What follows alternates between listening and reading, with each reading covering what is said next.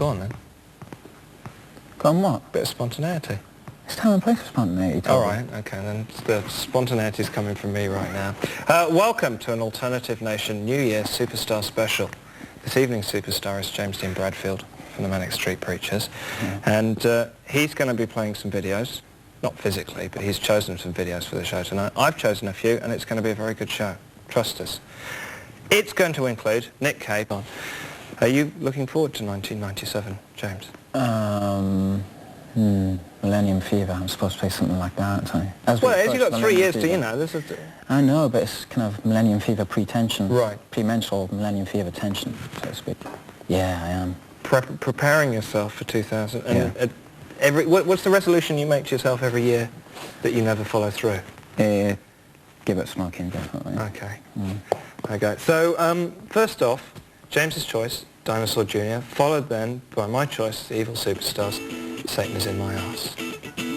This early at night, so I hope you enjoyed it. That was Nick Cave and the Bad Seeds with Stagger Lee. Next one is James Dean Bradfield from the Manic Street Preachers' choice, Nick the Stripper. Birthday party, Nick Cave, do they mean a lot to you? Not really birthday party, kind of cool, but kind of I always see birthday party and Nick Cave as completely different things.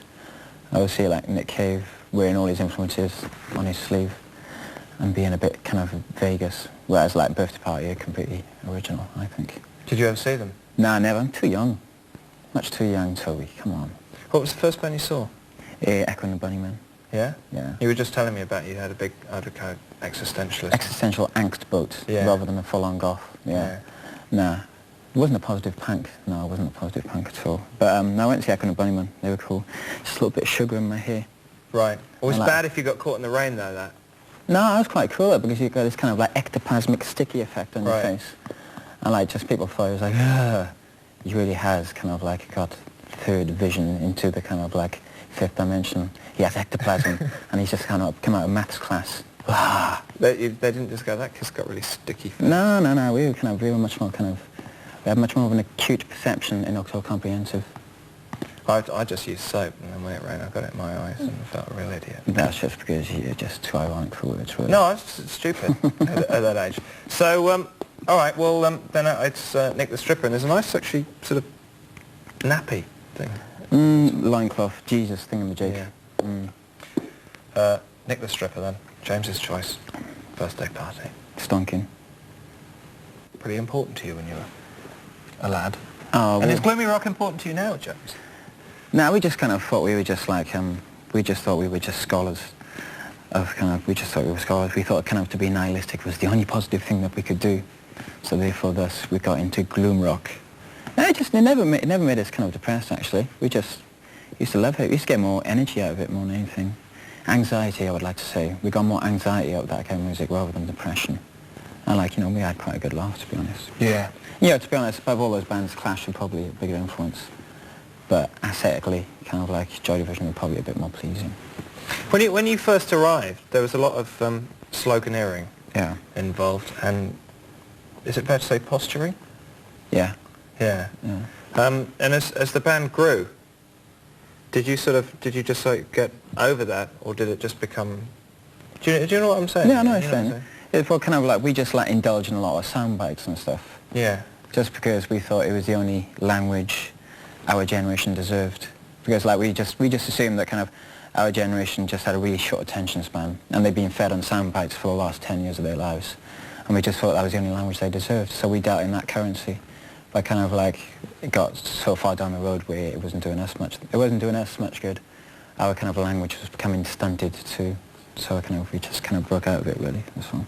Got away with it as well, though. Ah, we did. We got away with murder, to be honest. Posturing, no, is more kind of I would call it kind of pretenses at iconoclastic gestures, I would call it. Really. Oh, yeah. That handy little thing, like snappy thing there. Wasn't really grammatically right there, but never mind. That's all right. You're a lyricist. You're allowed to. I'm not a lyricist, actually. Well, all right. You're okay, and you're a singer. I like music. I like music. I ain't no good with words. No, I'd noticed as much. More of this to come right now. Joy Division. Still to come on the show tonight, we've got videos from the special, Southern Culture on the Skids, the Ultramagnetic MCs, DJ Hype, Flowered Up, Man or Astroman, the Happy Mondays, the Butthole Surfers, Husker Du, Folk Implosion, and the Boo Radleys. That was Vampiros Lesbos there. James, how would you describe your ideal woman? I wouldn't. You wouldn't? Nah. Because kind of, you know, come on, we all know. What? Well, we've all thought we've met our ideal woman, then found out that she was a complete and utter just... I know, but the viewer, I think, you know, is sitting there thinking, I wonder what he's really like. And obviously we have to ask you certain questions to get that kind of information out. No, it's kind of, I'll keep that up my sleeve, I think. Yeah? Keep that up my sleeve, yeah. So you were giving me a hard time there for making a really stupid mistake a while ago. What mistake? Well, I called you a lyricist when you're a vocalist. I know, I'm a musician, I write music. Yeah. God, Jesus, Tobe, come on. What? No, it wasn't a stupid mistake. No, but I mean, It's just, you know, why do you approach it from that way, not from a lyrical perspective? Just because, you know, because as a band, we were, you know, we all grew up with each other, and so we were all friends before we were actually in a band. So therefore, when we actually decided to form a band, there was no ego involved. So there was nobody going, I want to write some music, or I want to write some lyrics, or I want to be the coolest one. What became apparent was that, you know, Nick and Richey, they were the cool ones. They were the ones with the cheekbones, but they weren't that musical. But they were brilliant lyricists too. So they were kind of iconoclasts, and they were good lyricists, you know, good lyricists. And, you know, we were the musical ones. We were more the journeymen, myself and Sean, you know. And, you know, that was just, for us, it was just like a positive division of labour. I didn't make a choice to just not write lyrics. I just knew what I was good at. Right. As Clint Eastwood said, a man's got to know his limitations. True. So like, I realised that I was a crap lyricist, but I was a good musician. I'm not going to try and link crap lyrics into the next video, which is Come Together by Primal Scream. No, I've never moaned about anything, you know. We're not big enough to like bemoan the pressures of anything anyway, you know, we're at quite a comfortable level. So it's, you know, kind of, at the end of the day, the only thing I feel uncomfortable with is, you know, now that we're a three-piece, you know, obviously, you know, my bone structure kind of creaks under the pressure a bit, I think, you know. Like I said, because Nick and Richey were always like, you know, the cool fuckers, you know. So like, you know, kind of, you know, I feel slightly uncomfortable with it. But it doesn't bother me. See, you say you're no lyricist, and then you say something like my bone structure creaks under the pressure of the spotlight. No, it's just kind of, you know, because we were so comfortable with our roles in the band. We were allotted our you know, the natural order of things we accepted. And that was, you know, we were all kind of allotted in exactly the right positions. And now kind of I'm kind of more of a front person now, even though I always was. Now I do more interviews and stuff. And, you know, it just, whereas, you know, Nick and Richey had like 3 albums worth of doing all that. For once, you know, this is the first time I've been doing it all, you know. So I feel like a bit of an apprentice, really. You were never tempted to get out the black hair dye and the eyeliner? No, I did all that when I was doing my O-levels. Right. Wasn't particularly... You said you weren't a goth. No, but I had more of a kind of De Niro-esque approach to it. Yeah. I know it's delusions, yeah, but kind of it's more of a, it's a bitch play kind of thing, but to the cappuccino cup, not the woman. Yeah. Yeah. There you go. So, well, it's another one of your choice. Boo Radleys, very quickly, why? I just think it's a brilliant record. I think, you know, when, you know, Boo Radleys like released Giant Steps, that was probably one of the turning points for British music. People like Sight, you know, Oasis is probably like the turning point. And even though I love Oasis and everything, I've got a critical bone in my body against Oasis. I think, you know, the turning point in British music over the last couple of years was probably precursored by Giant Steps, which this song hence comes from. Good point. Boo Radleys, that's right. Name 3 bands that you'd like to be in. Oh, that's a sleeky slicer question. You sleeky puppy Worcester. Yeah. I wouldn't have minded being Burt Bacharach's keyboard. Burt Bacharach's keyboard? So you just get the touch of Burt's fingers here. The kind of the stimulation of Burt's forefinger. I wouldn't have minded being Joe Strummer for a minute. That would have been brilliant. And I suppose... What about Top Eden for a second? Nah, I've never taken a drug in my life. I'm not going to start now. Not even in kind of a hypothetical situation. And I suppose I wouldn't mind it being Tom Jones for a while, I think. That would have been quite cool. That would have been good. That's a fair point. Anybody current? Is there anybody you think of in any sense as being kind of, not competition, but somebody that you rate yourself against? No, it's kind of, it's been documented before, but kind of like, for a while, kind of just felt a real strange, perverse sense of competition with Blur for a while. And I don't know why, because you couldn't get two bands that were more different and who couldn't really give a shit about each other in terms of what they do. But when they released, like, the Universal, I thought it was such a quintessentially kind of like, modern lyric. I thought it was kind of a lyric that was so aware of, like, modern tensions, etc., etc., and the modern nausea, pretentious moi. That kind of like, I thought that kind of, I was trying to figure out which was the best lyric, Universal or Design for Life, kind of thing. Both very, very big pre-millennium songs, really. Yeah, and that's closest I've felt to a sense of competition, I think, really. To be honest, like all the other bands that we seem in competition with in an enemy kind of sense, I always think that we're more of a rock band than those, you know. So I don't feel that much of a sense of competition. We got a bit more metal in our soul. Right, true. With some strings. So now another one from you, Husker Du. Could you be the one? Yeah. 20 seconds on why? Because Bob Mould used to like wear his guitar right down here. Peter Hook style. Yeah, but lower than Peter Hook. And his guitar was always out of tune. Reason in that? And he's one of the only American lyricists to write a good lyric about Indian reservations. Boom, boom. So there you go. Superstar special starring James Dean Bradfield from the Manic Street Preachers. You were gonna tell me a Butthole Surfers song, a story? No, I just went to see him about 9 years ago, 10 years ago. It was disgusting and degrading. There was this woman crouching down, squatting and just peeing into a pint pot. Ooh. But I think she had, didn't she? If that was the dancer that they used to have, didn't she had a lot of trouble because she had to give it up eventually. I think she had. The strobes got too much. She had continual cystitis. Yeah, but it's kind of it was a bit too much of a Valley Boy to take, to be honest. Yeah. It was like ooh, can't do that. You never thought of reaching those lows or highs yourself in the. What's the thing you're most embarrassed about in your whole career that you've done? That you want to share? It's probably a couple of real metal songs we've done, which really, really embarrass me. A song called Patrick Bateman. The lyrics are brilliant, but the music's completely my fault. It's real kind of da, da, and it's awful. It's a musical thing. And I once tried to get into shiny trousers, and a bricklayer like myself cannot get into shiny trousers. It was like watching kind of like 4 lumps of steak dance around in a plastic bag. It was horrible. Mind you, if you're a metal band from the Midlands, you could have probably built a career on that. No. Yeah, more a black country vibe kind of thing. Yeah. I know what you mean. You're spot on there, Tobe. Yeah. Well, I'm a Midlands metaler at heart. Hey, Midlands. Rothschild. Yeah. So, the next video then is the Happy Mondays for 24-hour party people, and that's quite. You've got Gibby Haynes, Sean Ryder is a nice sort of compare-contrast situation there. Yeah, but I think Sean Ryder's got much more to say, I think. He's a much better lyricist, and he's just much better all round, really.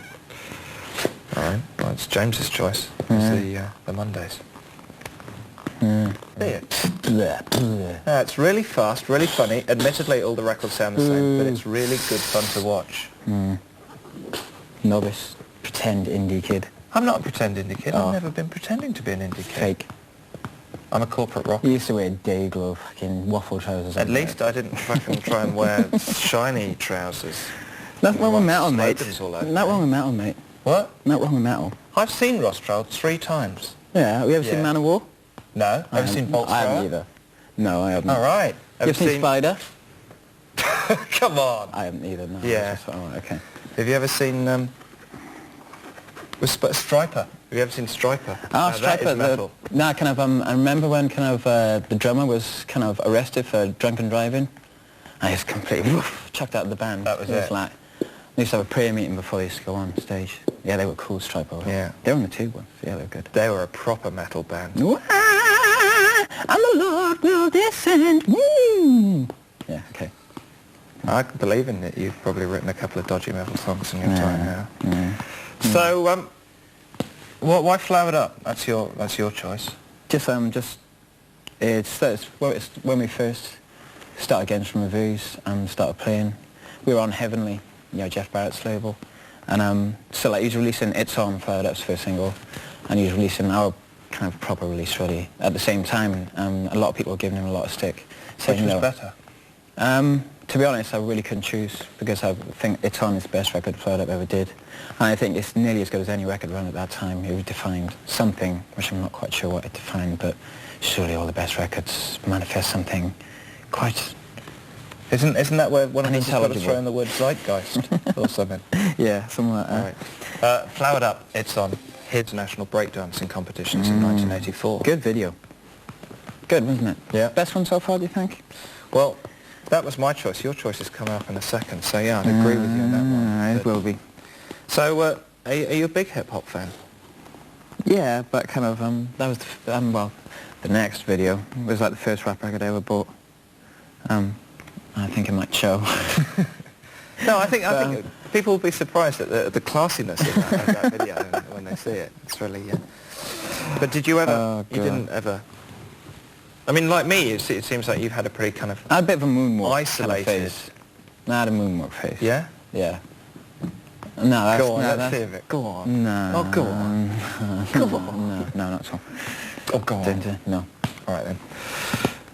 So what we can talk about now? Was I a big rap fan? Yes, I was a big rap fan. You a big rap fan? I was a big Ice Cube and Public Enemy fan. I don't really like rap at the moment, but...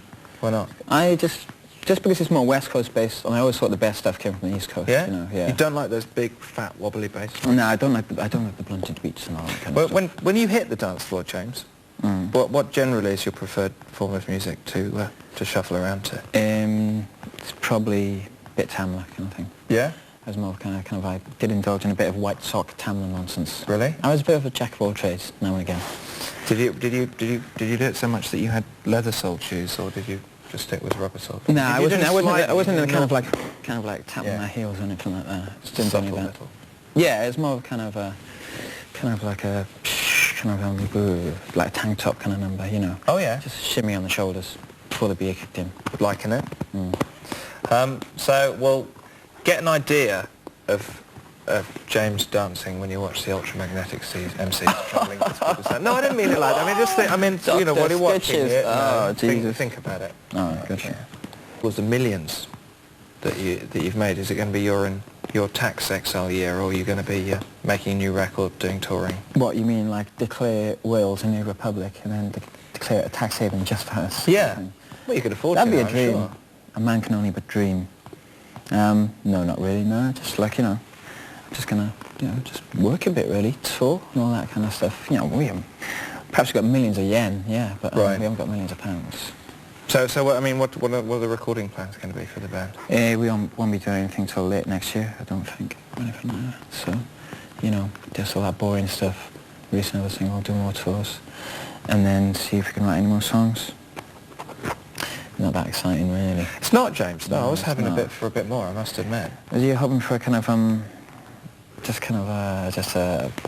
sudden kind of We're going to be doing an album of Christian heavy metal covers or something. a rhapsody of kind of ridiculous, ludicrous, ambitious kind of stuff? No. We still rock. We Yeah? will rock in the future. Okay. So thanks so much for coming on there. Okay. It's a pleasure. Toadmeister, Yeah. General, Woofage. Thanks for being rude to me earlier as well. That's Thank you. yeah. Thanks for dissing rap music as a general music form. I Thanks did a lot. not. What's wrong with the Ultramagnet MCs? Nothing. Nothing. Oh, although yeah. that video's a bit dodgy, if you ask me. Hope they whoop your I ass. think the viewer will Hope they agree. whoop your ass, boy. And I think my DJ hype was better. Anyway, your last choice is the Specials Ghost Town. Yeah. Why? Because it reminds you of home. No, it just reminds me of being young, really. Just reminds me of a place called the Rendezvous Cafe. You go and buy single cigarettes and a bag of chips. And you used to have like really vinegared down tomato sauce. And like they'd just be like eating rifles and Ghost Town on like jukebox. And a couple of UFO numbers as well. Yeah. It just reminds me of like my cousin Sean, the drummer, just buying loads of like two-tone gear. Going kind of thing. But you weren't in bad manners, more of a Specials boy. Yeah, but a scar boy. Yeah, so it's more this kind of romance, of remembering my cousin being a great dancer in the Rendezvous Cafe. So you couldn't like to give us an impression of like, Sean dancing again? No, it's kind of a bit of a voyeur on the sly, really, Toby, aren't you? Me? That's my Tattooing job. Stuff kind of just, It's all kind of like black lacy breeches and stuff. I don't know where you're getting at. You're a voyeur. You are. Satsumas. Dance for me, please. Dance for me. No, I was Stop just it. thinking of what the viewers Stop want. it. Stop it. I'll stop it then. All So, right, then. thanks very much for coming on. Cheers, Toby. Happy New Year. And to you, James. Yes. Happy New Year, everybody. Mm. The specials, Ghost Town. Gotcha. The Satsumas thing, I'm still over me. The little lacy things I can get, but I don't understand.